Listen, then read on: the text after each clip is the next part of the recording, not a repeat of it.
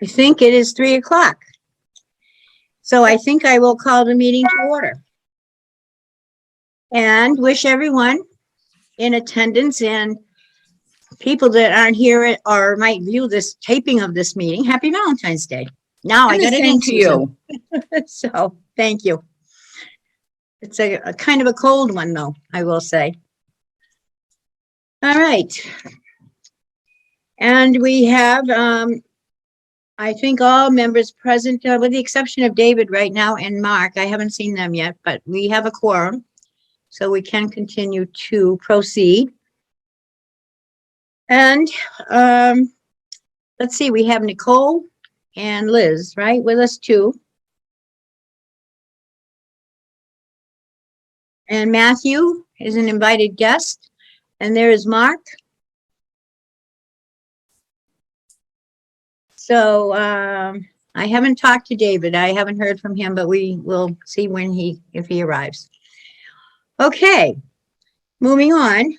A reminder, as I always do, that this is an open meeting and we must adhere to the open meeting law, which I reviewed this past weekend myself. So, and having said that, are there any announcements that need to be made that the board members have to make? I have one. I would like to remind the board members that if you have not done the conflict of interest training, you only have a few more days. I think it has to be done by the 20th of February. We all received an email about that. You have to sign the form and get it to Diane in her office so she knows you've done it. So just a reminder. And let's see, where else are we?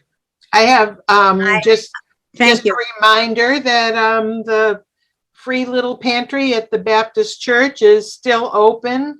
I kind of have switched it up a little bit because of the cold weather and don't want canned goods to freeze and that type of thing. So I'm there at the church on Monday nights from 6 to 7 for anybody who would like canned goods. I'm in the church. I also outside have put, if it's freezing and it's going to be freezing for a few days, I've put frozen foods in there, like frozen vegetables and frozen pizzas and pot pies, that type of thing. Wow. So just depending on what the temperature is, please come and help yourselves, especially on Monday nights when I'm there. Oh, that's, wow, fancy food pantry, Ann Lee. And today's a freezing day, that's for sure. So there must be some frozen things out there. So appropriately frozen. Right. Any other announcements from board members? I would just like to say thank you to all the seniors that come to my craft class. No matter what we throw at them, they seem to jump in and enjoy and do a great job. And this month we did a wonderful surprise for the employees, and they were so excited to do it.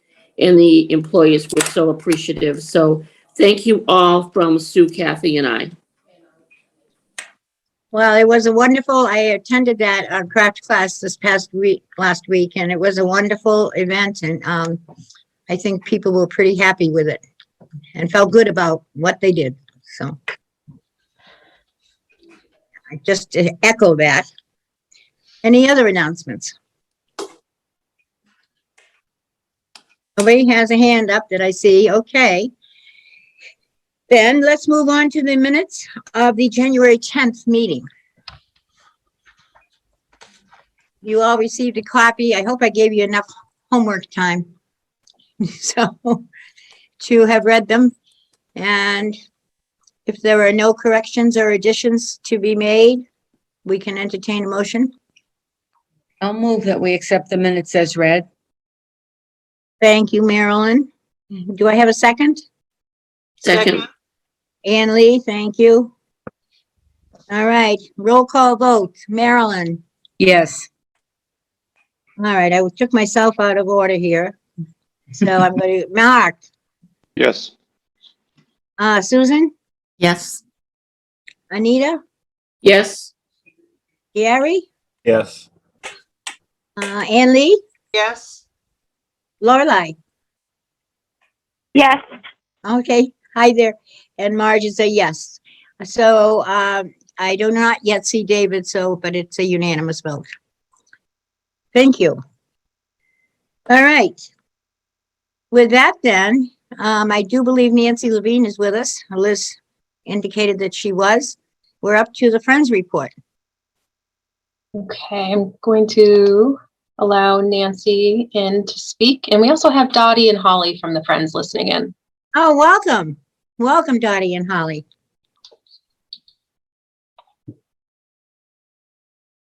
Okay, you ready? We're ready. Can you see me? No, Again, I can be. but we see your name, Nancy. All the other Zoom classes that I'm on, they can see me, so I Is don't your know. video going? Did you turn your video on? Yes, Okay. join as a palette. Oh, wait a minute. Let me try something. Nope. I even got dressed up for you. I'm wearing red. Oh. And you're in red, right? I'm in red, yes. So I don't have much to say. We were waiting. The Friends Board and I were very sad to hear that the new senior center would be taken off the warrant for the spring. Totally understand it and all the hard work that went into it for all the people involved. I feel for them. And I also feel bad for Liz. I redid the March broadcast. I can't tell you how many times. So 7. we're looking for direction on how you want us to continue for this fundraising project. We thought we had it taken care of. And so Liz asked if I wanted to redo the broadcaster, and of course I had to. So Gary, do you have any suggestions for us, how you'd like us to proceed? My understanding is that this is just being moved to the next meeting, so next town meeting for the special. So I think fundraising would continue. I don't think that changes the fundraising piece. If anything, it gives us more time maybe to raise money.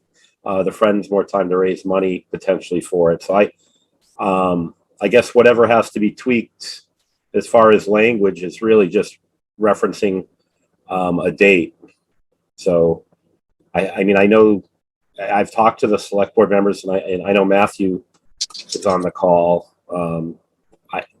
I don't think there's any less motivation or any desire to not continue all motion forward to have the senior center done. It's just how it's going to look or where it exactly is going to fit on the campus that is delaying this. Obviously due to some discussions with LLB, the contractor. So, but Matthew might have an update if he's available to speak to that. I think that you're exactly right. I don't think that anybody is interested in stopping progress. It's clearly the information that we got is going to force us to change our approach. There are a couple things in motion which I can't talk about specifics now, but which I believe may have a positive impact on the end price of it.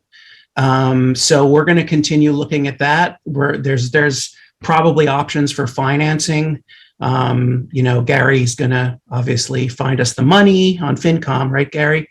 And then, there's the possibility of grants, although that's been difficult to find for senior centers in the past.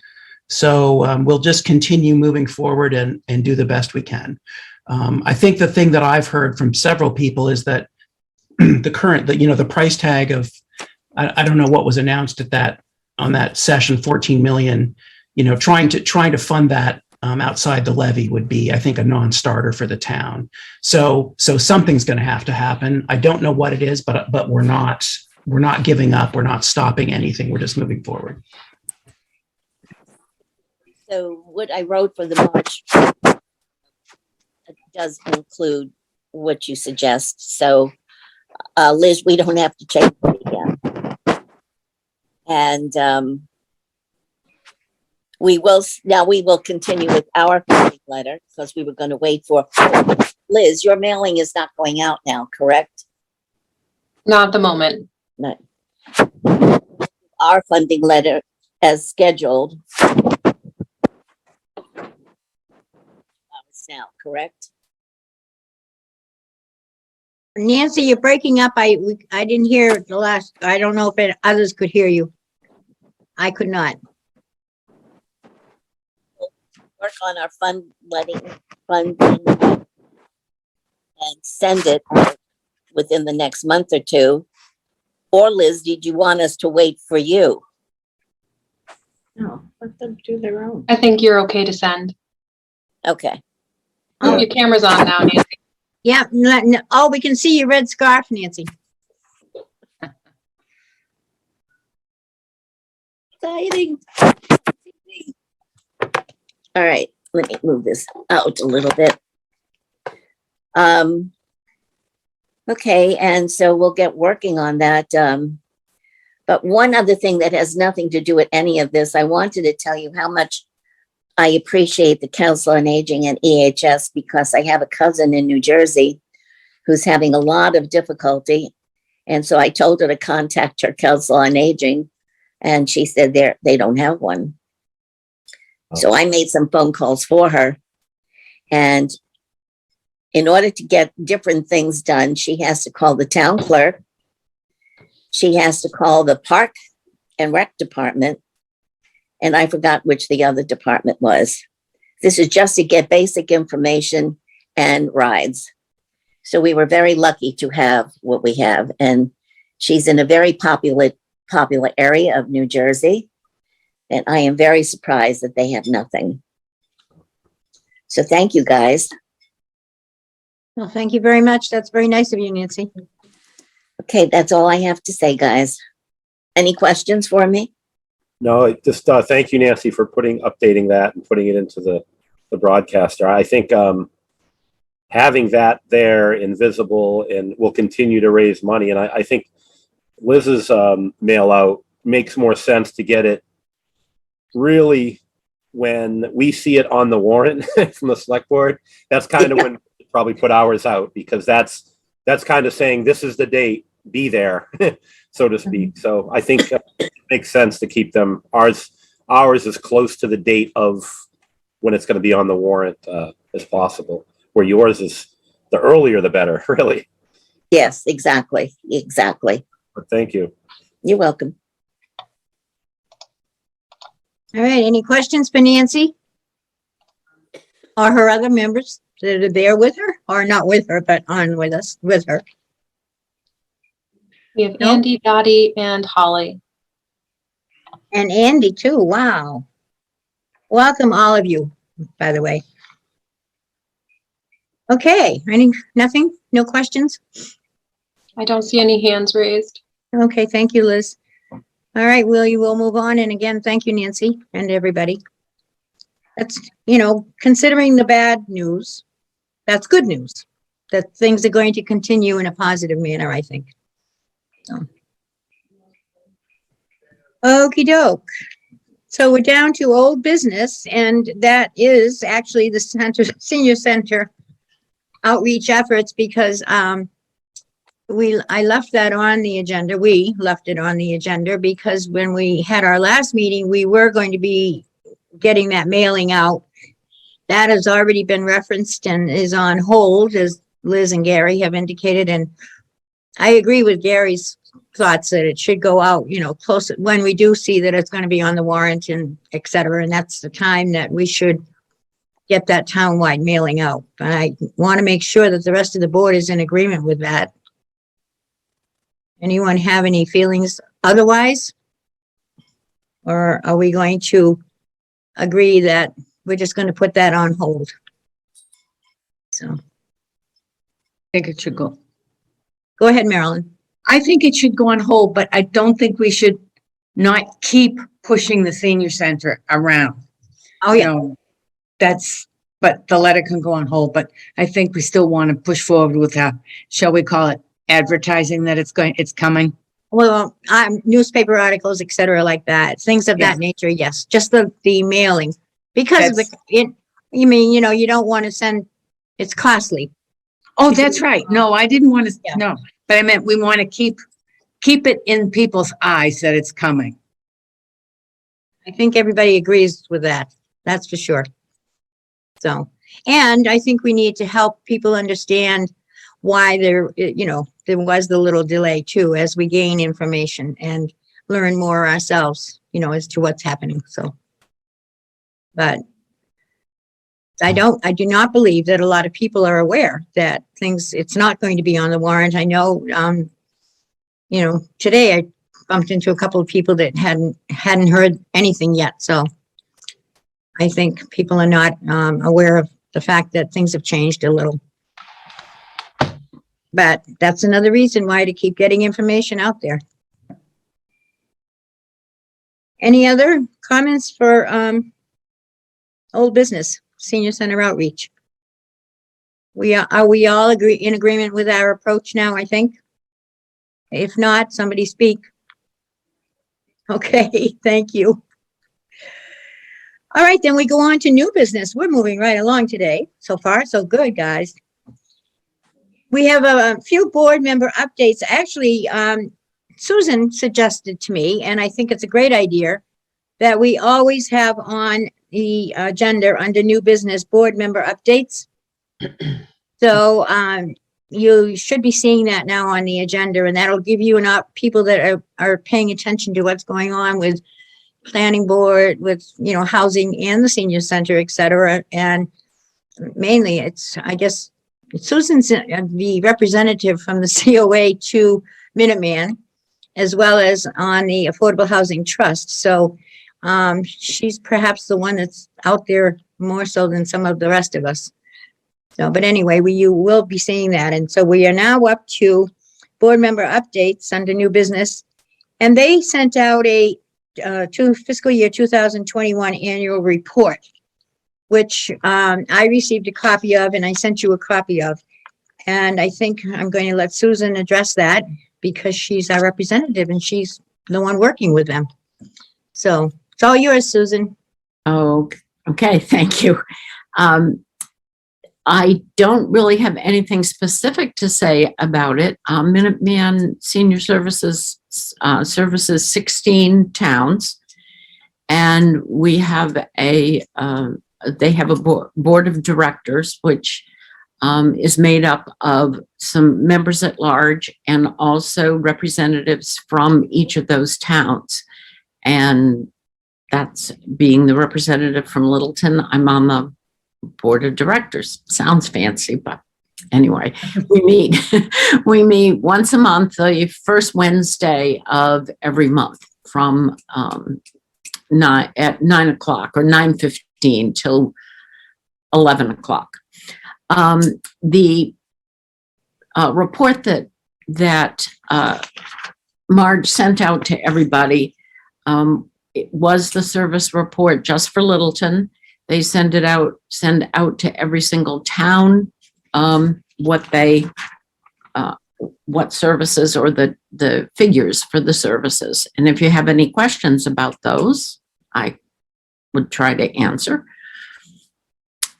Anybody questions? No? Okay. Well, Susan, I just have a comment. I think under the senior dining, Yes. obviously that was due to COVID. Yes. Yeah, the number. If you compare the figures, and I did that, I did a quick comparison of all the figures from 2020 and 2021, and most services, Littleton's numbers went down a little bit, but obviously many of those were due to COVID. The senior diner, the dining one, definitely. Meals on Wheels stayed up. They did not stop any deliveries of Meals on Wheels, but the congregate dining in the senior diner obviously was closed. And then Minuteman Services has had, as many other places, workforce shortage for in-home care. So they had to make some changes there. And then some people just didn't want to have somebody come into their home during that COVID time. So that also brought some of the numbers down. One of the interesting things that Minuteman Services did at the end of last year, they did a survey and ended up with four things that they feel are their priority. One was not in any order: transportation, social isolation, economic security, and housing. And those were the things that for the coming year are going to be their focus, the main focus. They obviously serve all kinds of other services, but those are going to be ones that will be addressed. Well, that's interesting because they're right on target. We have the housing situation here is quite appropriate for us. So, yeah, and every COA, as Liz can attest, every COA is having trouble with the issue of social isolation. We, especially during COVID, when centers weren't open or programming wasn't the same. And so that's another focus to increase programming and more in-person things, or increasing hybrid or Zoom or whatever to get people active and involved.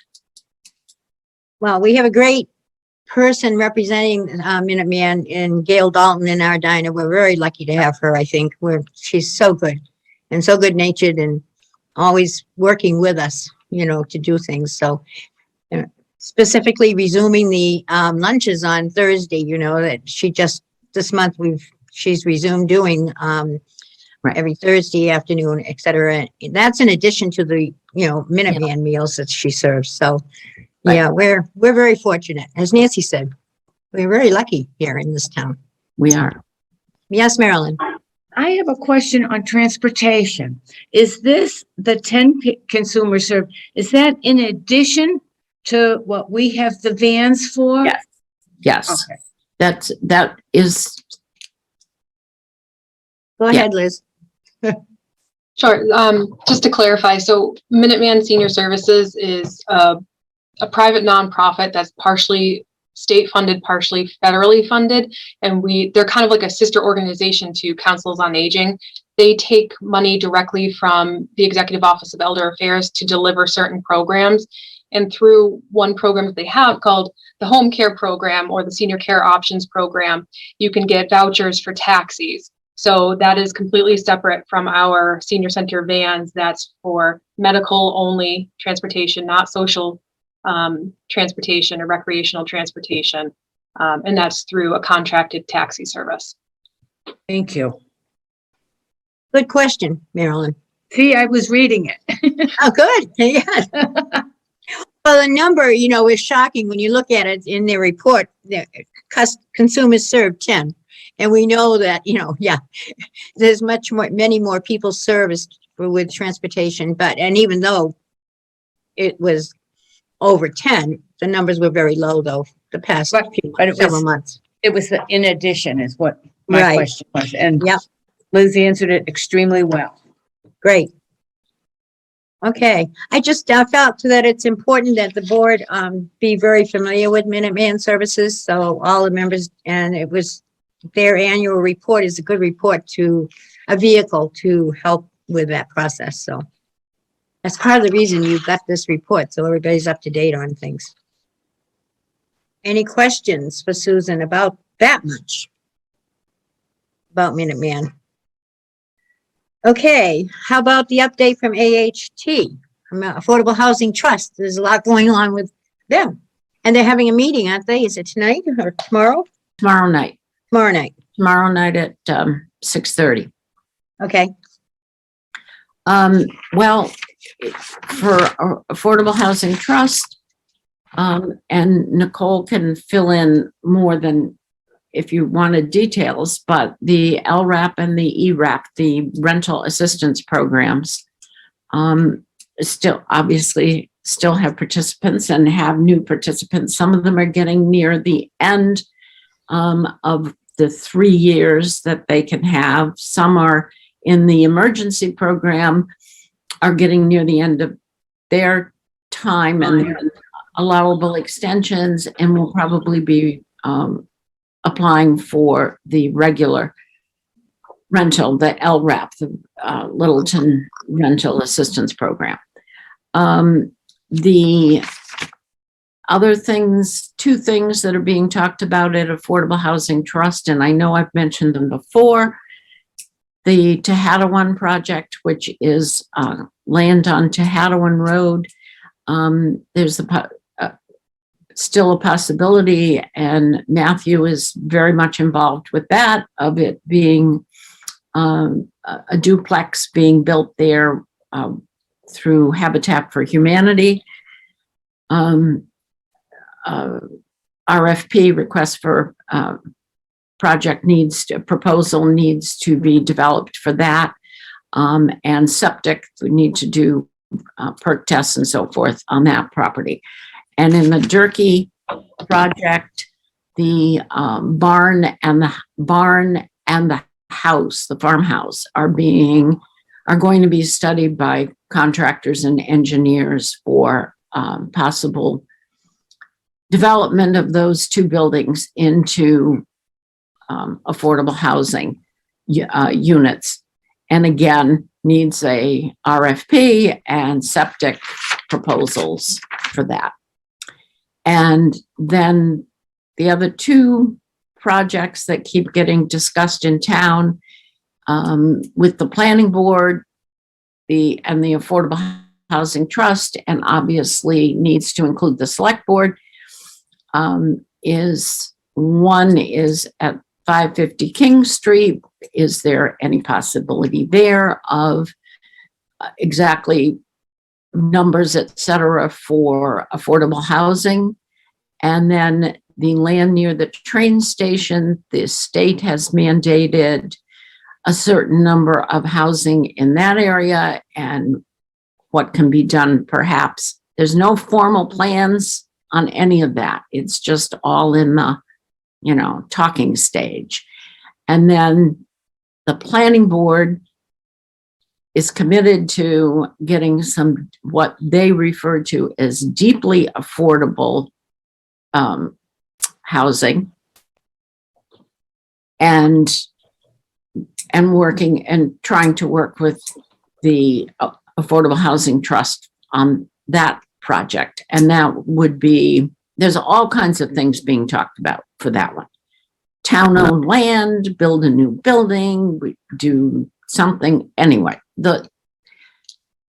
watch the planning board meetings and the Affordable Housing Trust meetings for more information on those.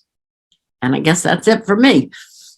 That's a lot. And actually, I wanted to mention the fact too that Matthew Nordhaus is a member of the Affordable Housing Trust. So we really have such wonderful representation involved in that group. So, and their meetings are interesting. They're not long either.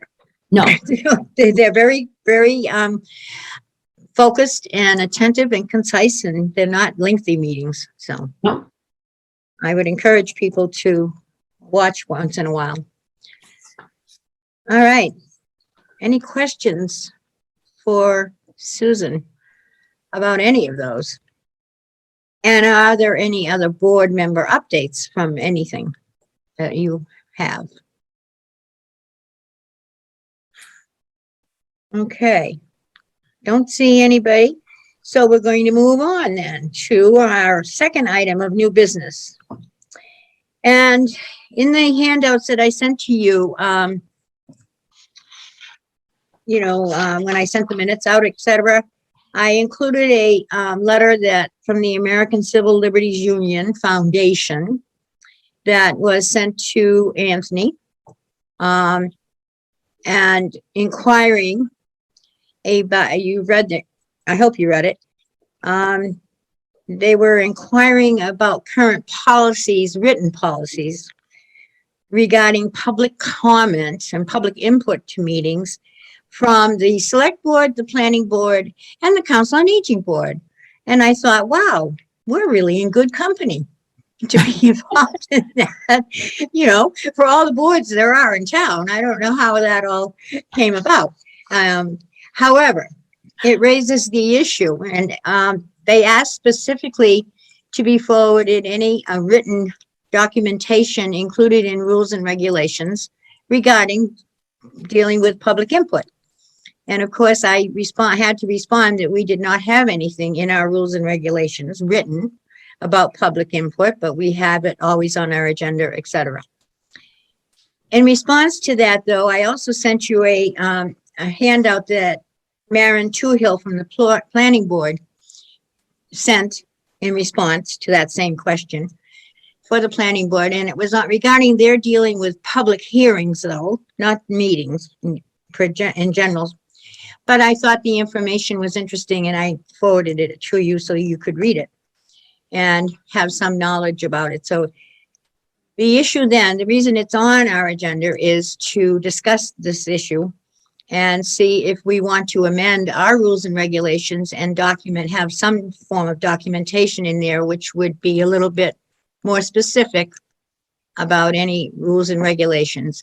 And then they mentioned, how do you, as Maren put in their write-up, they're allowed so many minutes, people are allowed so many minutes, etc. I also, in that letter, they referred to a select board meeting of, I think it was May 21st, 2021, and that they had watched. So I went and watched that meeting myself too, in regard to the whole issue. And basically, the select board talked about how they managed things, but they never came to any conclusions about anything back then. So, what do you think? How are your feelings? What do you think? Should we write something to put into our rules and regulations? How do you feel about it? I also reviewed the open meeting law as far as public input goes, and the open meeting law, as I do believe I have the current copy of it, says that public input's up to the discretion of the chair. So I'll open it up to you all. And could I just make one quick comment?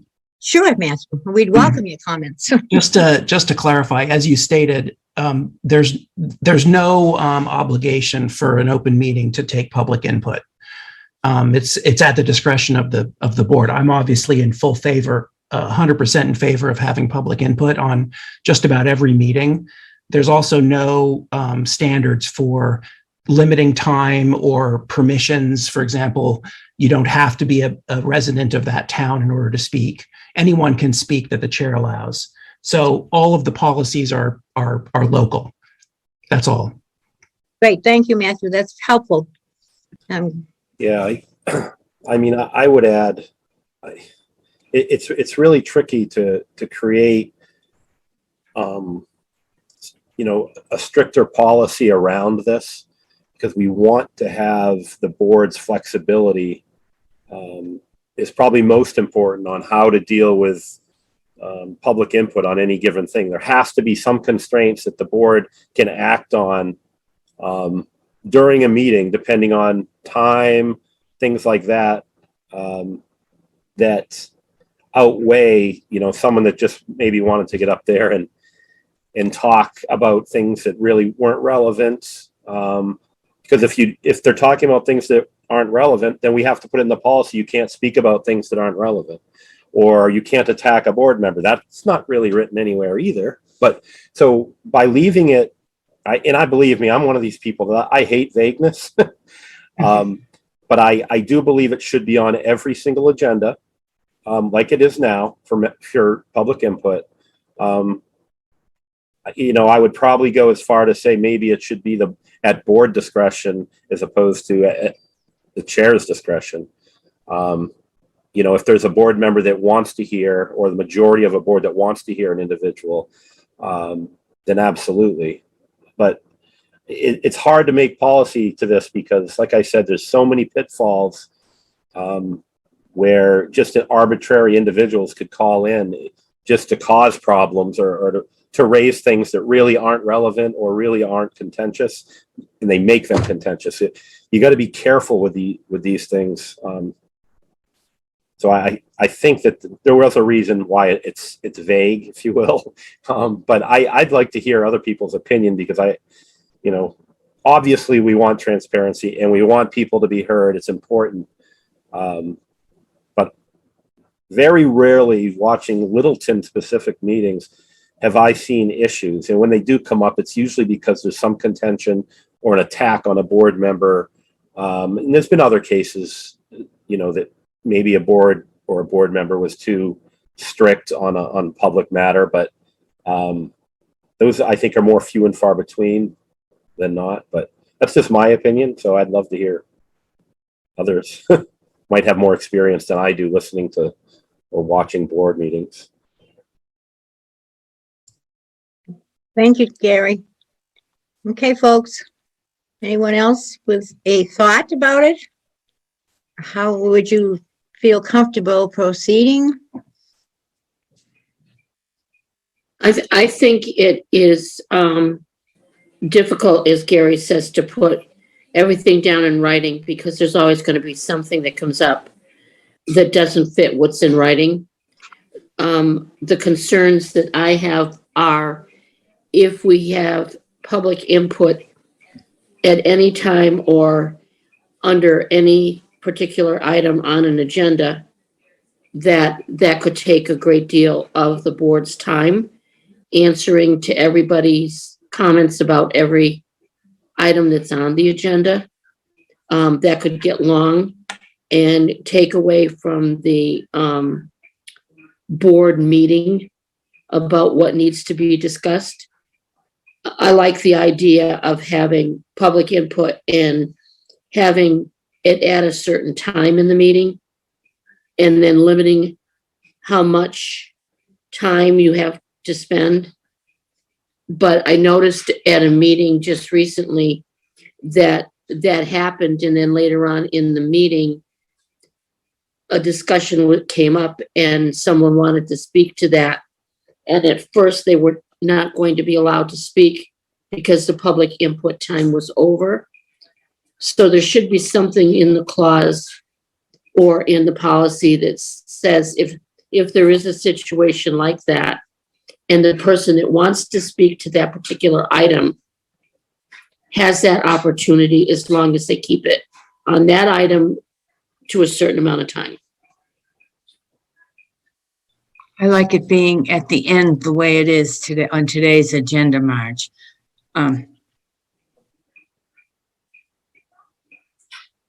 Okay.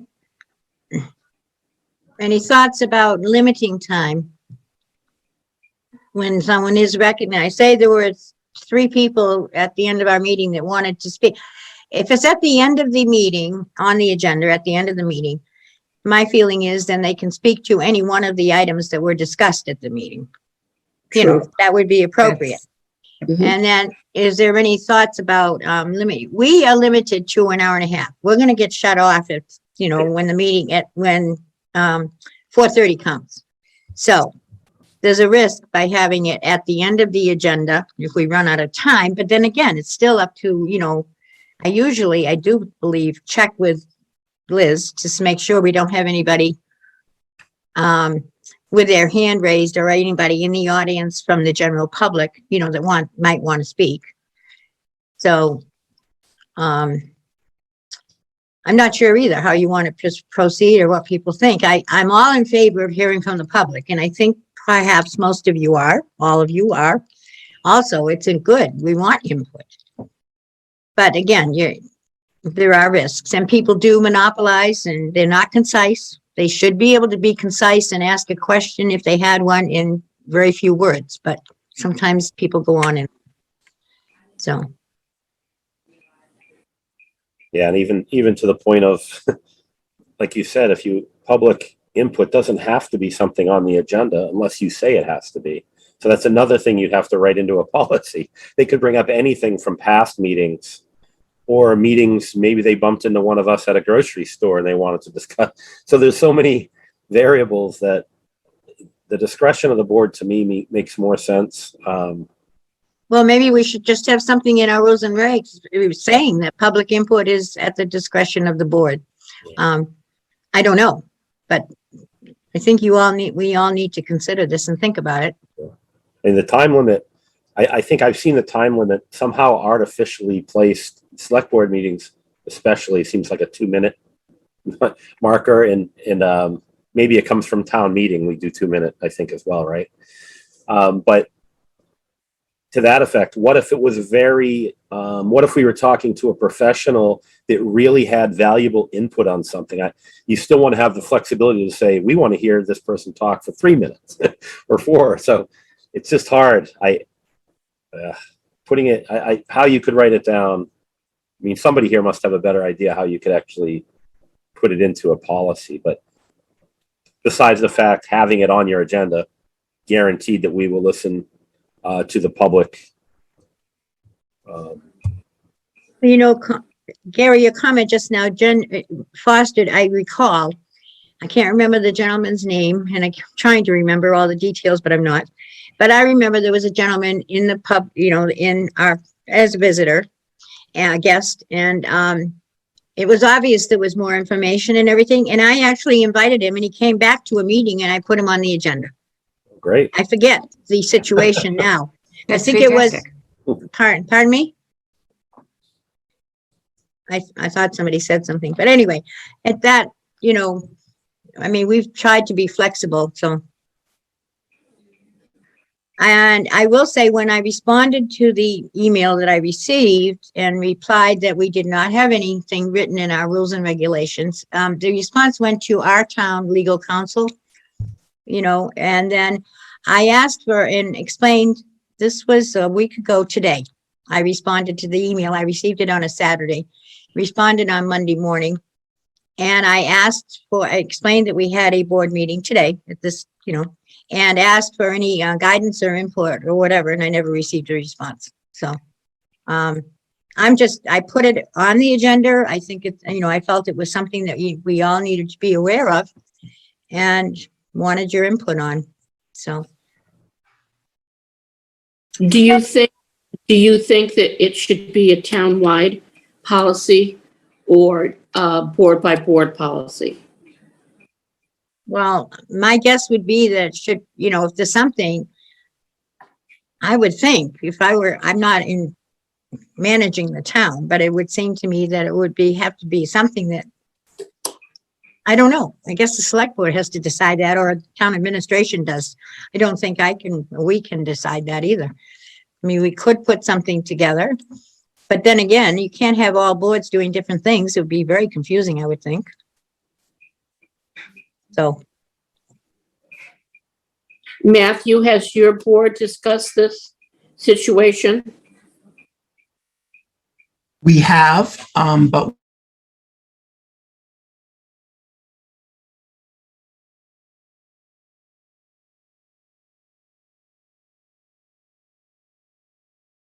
we're just continuing to do what we have a time limit on.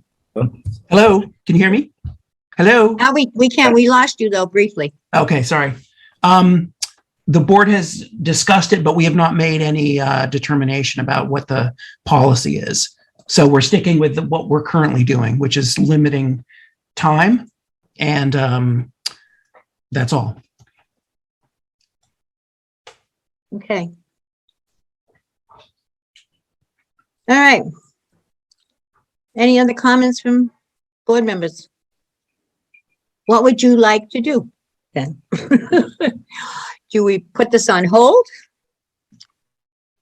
Do we seek more information? I do not know. And I have not received any more direction, so as to whether we have to do anything even. I'd like to keep it where it is, Marge. Just last thing, if we have it, we can almost play by ear, because I have taken minutes for an awful lot of committees in this town, and they all have they've all had a section at the end of the meeting for public input. Very seldom have we had any public input, but it's there.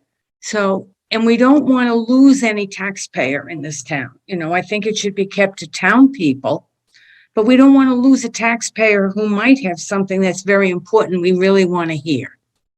So I think having it at the end like it is today is perfect for the time being, at least.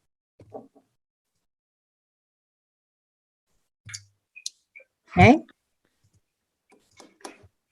Am I sensing that we all agree on that? We want to just leave it the way it is for the time being? Mhm. Public, Yes, Anita? I didn't say anything. Oh, I thought I saw your hand. Oh, you didn't say anything. Oh, okay. so public input will be on all of our agendas. That's kind of Yeah. what we leave it. Okay.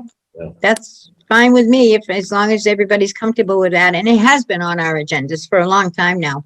And you've Yeah. had to cut people off, Marge, if I recall in the past. So I think it's important to have that flexibility.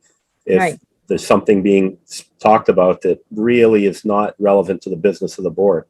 So I think it's critical that you have that authority. And if you hear anything from town council Yeah. at your request, then we can approach whatever Yeah, yep. they have to say if it's different. If we have I'm- to, I'm good with that. But I certainly wanted everyone to be aware, and I wanted your feelings about it and your guidance. So, I mean, I think we're pretty open and willing to listen to people. So I don't think we have to take a vote on this unless somebody feels that we really want to right now. It was a matter of discussion, but, I guess if we were going to change the way things are, we should, but right. So, I think we're good. okay. All right. My goodness, it's only 3:46. that's great. Have all kinds of time. And we are now down to discussion regarding gifts and donations. And that's a list topic. So,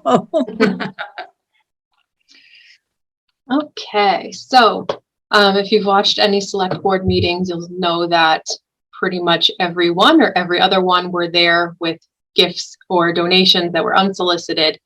From the public, this community, so generous, especially Ed Sweeney's, Kristen Grimes, just continually giving to our organization. And those are all unsolicited.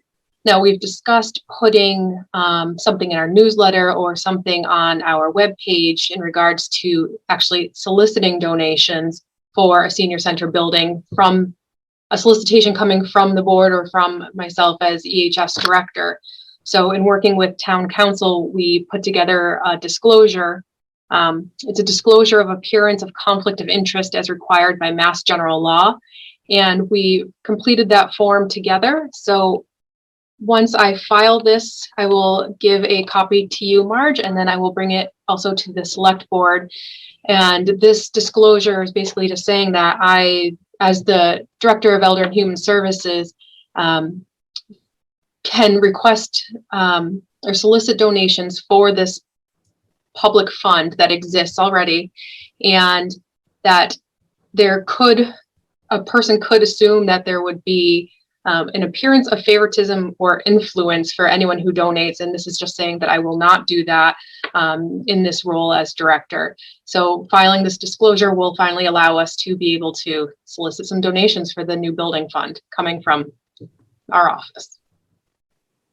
I have a question about that, Liz. Sure. I might have tuned out for a minute and missed something, but anyway. So if I were to write a check, which I'm not likely to do, say for $600, which is over the $500, amount that you have to go before the select board to accept. Mhm. So if it's for the building and I specify it's for the senior center building fund, Mhm. do you have to go to the select board for it to be accepted? Yeah. If it's over that $500? Yep. So this disclosure is basically just saying that I can solicit the donations regardless of that, or irregardless of that, if that's a word. I still have to bring any donation over $500 or the aggregate of over $500 to the select board for approval or acceptance.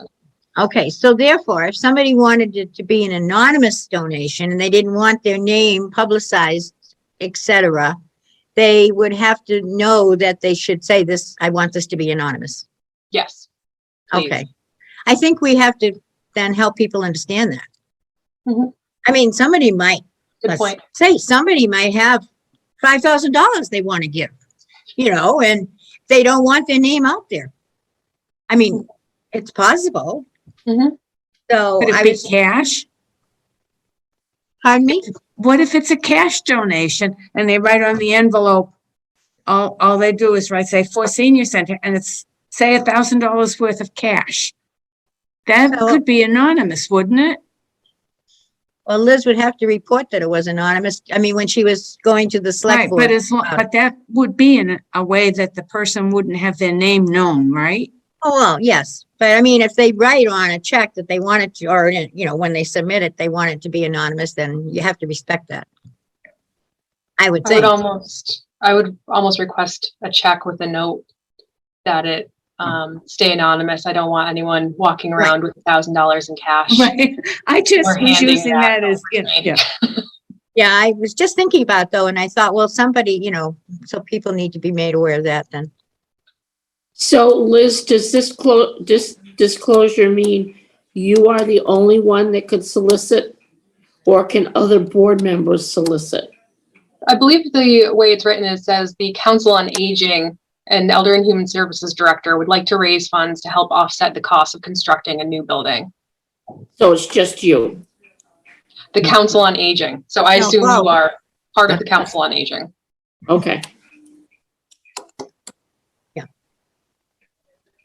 That'd be great. Actually, that would be good, but I think we might want to think about how we tactfully handle that issue about whether you want it to be anonymous or not, or something, somehow. Okay. Just because, you know, how. You never know. Yeah. Let's see, someone has their hand raised, Marge. Okay, Nancy Who? Levine has her hand raised. okay, Nancy, you're on. You should be able to talk. So how does this work with the, they can't see me, that's okay. With the Friends with the Council on Aging? I thought we were the ones that were allowed to solicit money Yep, by this has- state yeah, and this not has- the Council on Aging. Sorry. That's okay.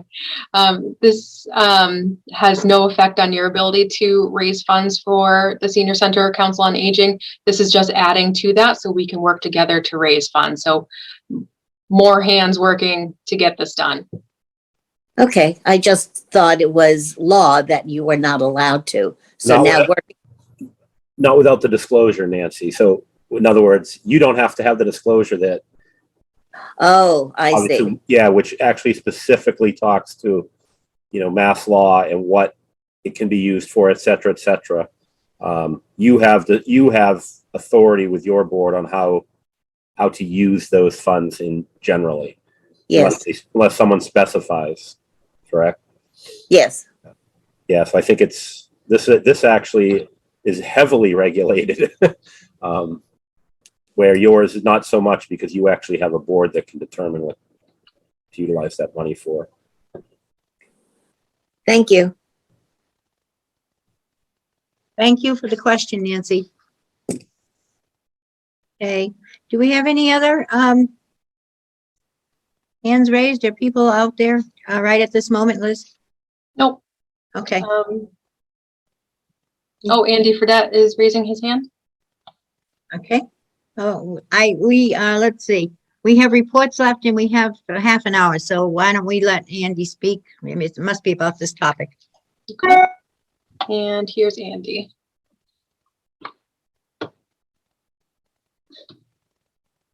Can you hear me? We can, Okay. Andy. That was an accident. I happened to hit my my screen and the hand went up. Oh, Sorry. you don't want to talk to us? Oh, I do. I want to talk to you. Oh, okay. There are so many questions about funding. So, am I off? Nope, you're there. Okay. Okay. All of a sudden, I felt a great silence. I guess I didn't have anything to say, but we're just talking about whether you had to say if it's anonymous or whatever. I guess if people contribute to the Friends and say they want it to go to the building fund, I guess it would just flow through. I would give that money to Liz to put in her fund, I guess, right? Do you have a separate building fund within the Friends accounts? No, we don't. As for instance, the last month's check that I gave you came from the Loving Stitches. Mhm. So I just took that cash and deposited it. But again, I wrote another check to you, just the money would flow through. I guess that's legal. Well, it seems to me, Andy, the Loving Stitches donated everything that was sold at the town fair to the Friends. Yes. And that money then became the Friends' money. The reason that historically what has happened in the past is after the town fair, the members of the Loving Stitches knitting group talked about how they wished they would like to suggest that the money that was made, the Friends made by selling all those items, or how they would like to see it dispersed within, money for the seniors. And so the recommendation, that it be $500 or $600 or whatever, go to the building fund came about that. And you people on your board decide whether you're going to do that or not. So I don't think it's Friends' money. It's not anything No, a think COA solicited or did. It was basically it's Friends' money. yeah, I think we're saying the same thing. We took that money with the recommendation that came with it, and I just followed through on that recommendation and wrote a check to Littleton's building fund, the senior center building fund. Right. So it flowed right through. Correct. Yeah. So I guess we're in agreement, in violent agreement. Marge, if I may Yes. clarify, Yes. so this came about when we were trying to figure out what we can say in the newsletter and what we can put on our website. I'm not going to be making any PSAs requesting money, anything like that. I just wanted to put a little donate now button on our webpage and maybe a little line at the bottom of our newsletter, not a full-blown campaign coming from my office. We don't have time for that. We still wholeheartedly rely on the Friends of Littleton Council on Aging to do the fundraising. This is just to add to that. Right. Would Sue and I be able to mention that on our highlight show each month or not? It's public information that this gift fund exists, so I don't see why not. Okay.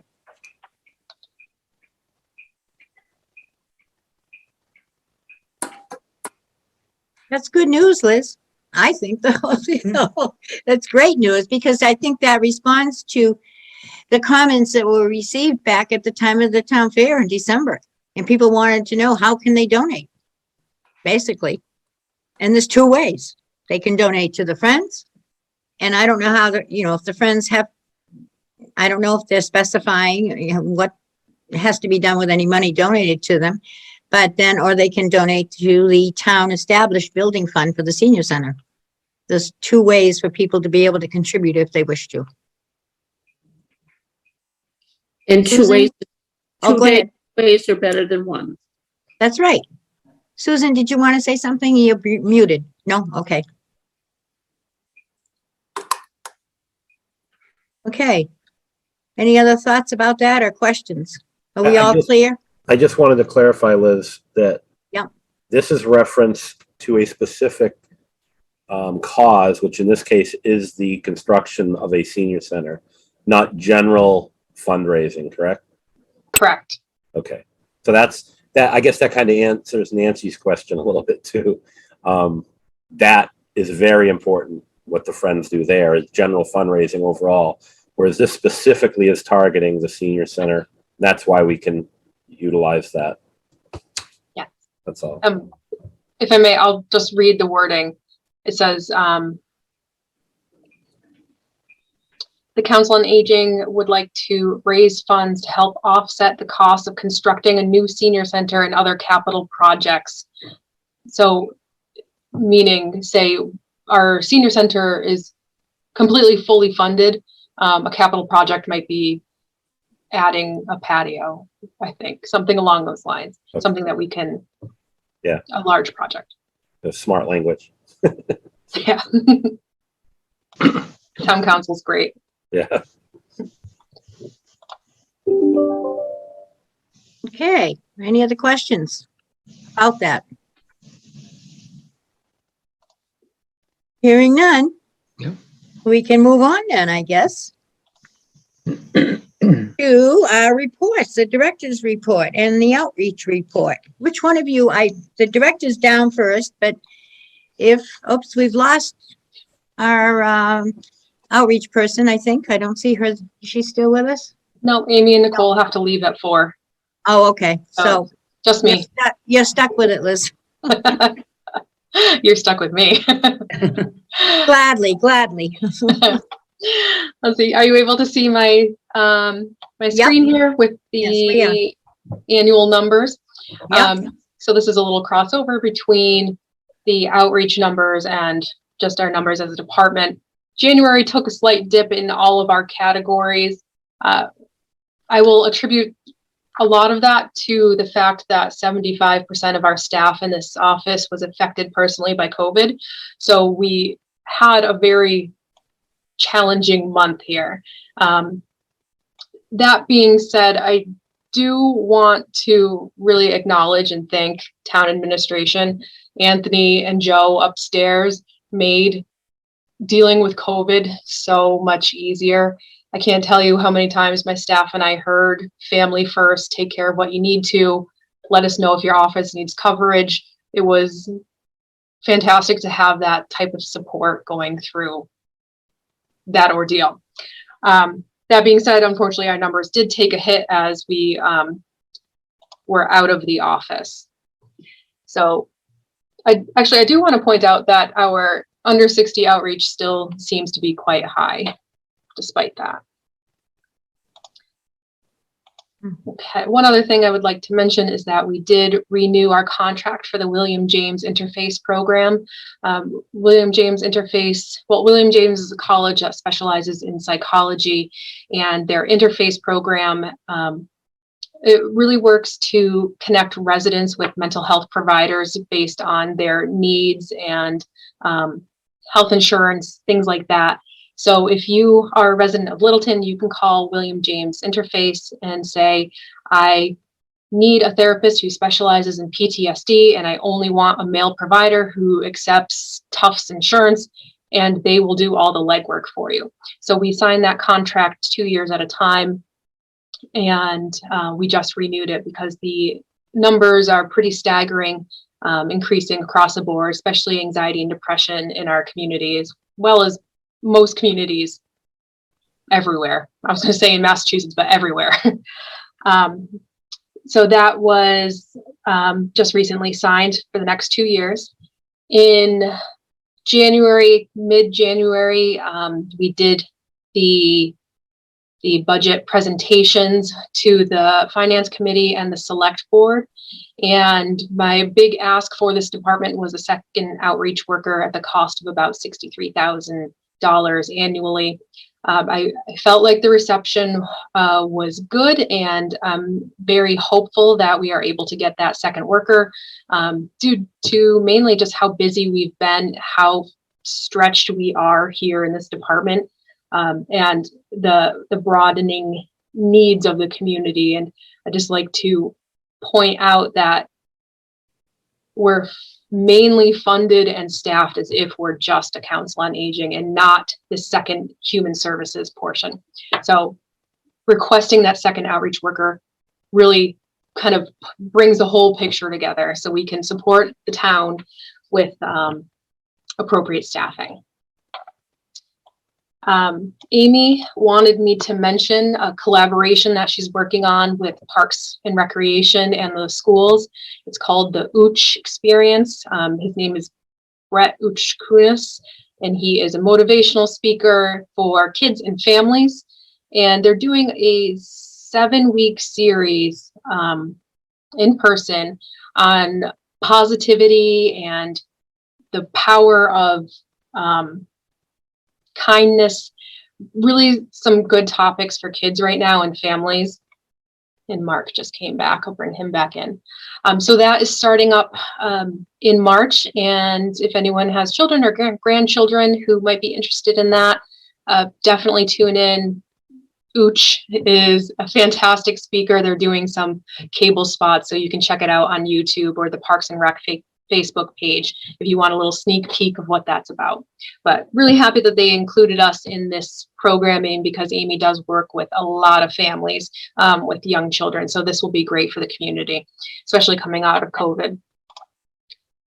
Last on my list here is that Nicole recently wrote a grant and was awarded the grant. This is from Chana 15, and it was a capacity building grant. And this is specifically for the Littleton Coalition Against Addiction.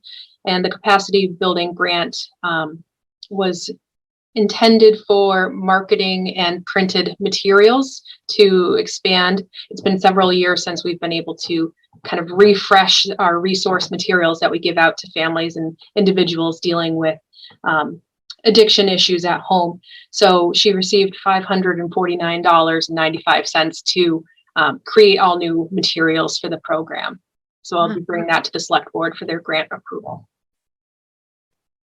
And other than that,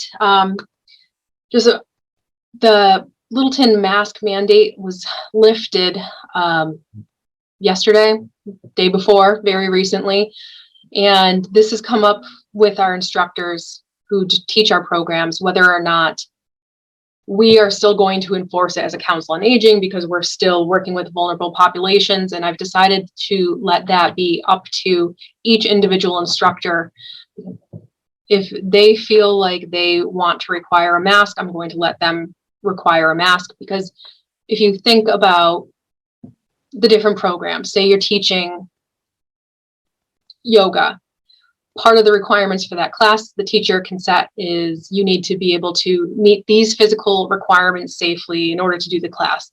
And if they are in charge of the class, I feel that it's appropriate for them to be able to require the mask or not. Us as the Council on Aging, we will not require a class, but if you're paying for a class that you want to take, you have to follow the instructor's guidelines. And if you do not want to, we can definitely point you to some other classes in other communities that are open that you can participate in. I don't foresee it going on much longer, though. Any questions? Yes, I have one, Liz. Can you spell the name of that project that Amy's working on with Park and Rec? How do you spell that? You want me to spell Ushkunis? Yes, please. I can't imagine. I'll email it to you. Well, you know what? We have to put it in the minutes. So I'm like, I don't even know how to spell that. Well, you can send it. You can send it to me. Okay, it's the Ooch Experience. OOCH. Okay, Ooch Experience. It's such a different name. Yeah. He's also a yo-yo master. Oh, wow. Thank you. Just put it in the minutes as a yo-yo master. That's all. Yeah. In March, you can do that part of the minutes. Oh, okay. Oh, well, see, that's why it came to mind. I think I can't even figure out how to spell that when you mentioned it. So, but anyway, I think that's a great idea about leaving the decision about masks to the instructors. It also, recognizes and considers their feelings about everything too. So to me, that's a great way to deal with it.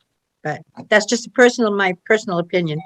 So. And as an instructor of crafts, I would say that if the seniors want to wear their masks during the class, I would not object to that at all.